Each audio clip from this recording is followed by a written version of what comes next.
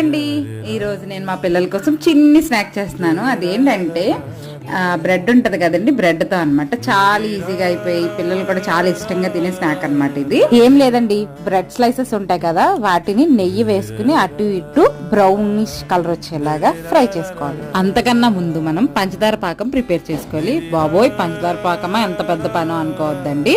ఏం లేదండి, ఒక 3 టేబుల్ స్పూన్స్ షుగర్ తీసుకుని ఒక చిన్ని గ్లాస్ వాటర్ పోసుకుని బాయిల్ చేసుకుంటే సరిపోద్ది. చేతికి చిక్కగా అయ్యే వరకు ఉంటే సరిపోతుంది. పాకం రెడీ అయిపోయినట్టే. ఈ పాకాన్ని మనం ముందుగా రోస్ట్ చేసి పెట్టుకున్న బ్రెడ్ స్లైసెస్ మీద స్ప్రింకిల్ చేసేసుకోవడమే. ఫుల్ గా బ్రెడ్ అంతా స్ప్రెడ్ అయ్యేలాగా ఆ పాకాన్ని పోసిచ్చేస్తే చాలా టేస్టీగా ఉంటదండి. పిల్లలు చాలా ఇష్టంగా తింటారు, స్వీట్ తినే పిల్లలు. నేను తరచుగా చేస్తూ ఉంటాను, ఇది చాలా ఈజీగా అయిపోద్ది. అంతేకాకుండా మా పిల్లలు ఇద్దరు ఇష్టంగా తింటారు. ఈ రోజు ఏంటంటే మా ఇంట్లో టూటీ ఫ్రూటీస్ ఉన్నాయి, అవి కూడా వేసి ఇచ్చేసాను.